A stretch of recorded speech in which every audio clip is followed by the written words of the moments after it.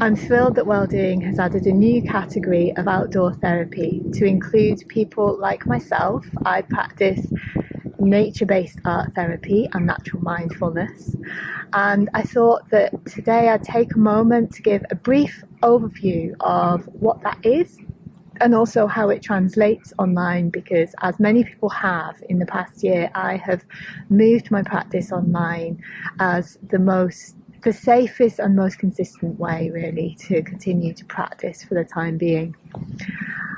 So many of us found solace in the natural world over lockdown, and time outdoors, similarly to art making, can have a very soothing impact on the parasympathetic nervous system, helping to move us from a threat response, from a fight or flight response, to a more calm, soothing response. I should mention that art therapy requires no artistic skill whatsoever. It's not about creating masterpieces. It's really about using the art as a tool for self-expression, for emotional expression, and exploring what's going on for you in your life currently and in the past.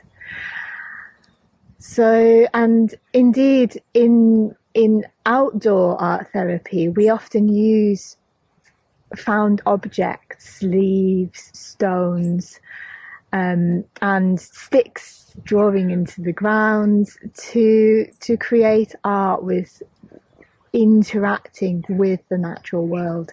And the way that I transfer this online is that I ask people to go out for a walk and to gather things and to bring them to Zoom, where we can explore them using our senses. I love hearing people's stories from the outdoors, and also to create some art together. And people have found this quite a nice activity in and of itself, to go outdoors with a focus, and a useful way to mentally prepare for their session as well.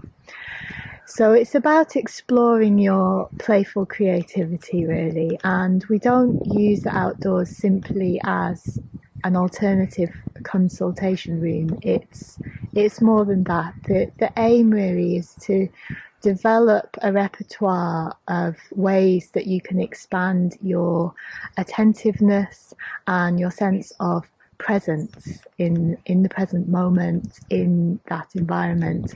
And I include guided sensory awareness exercises, and to really deepen our attentiveness and connection. And this ripples out into our everyday life, and relationships with other people and ourselves as well. And I certainly find it brings me into balance, because I have a deeper awareness of the rhythms and cycles of nature, and the weather and the seasons and the daily rhythms, patterns of animals moving and things like that. And that brings me into awareness of those balances and rhythms within my own body and mind as well. So that's a little overview for you, and if you have any questions at all, I'd love to hear from you.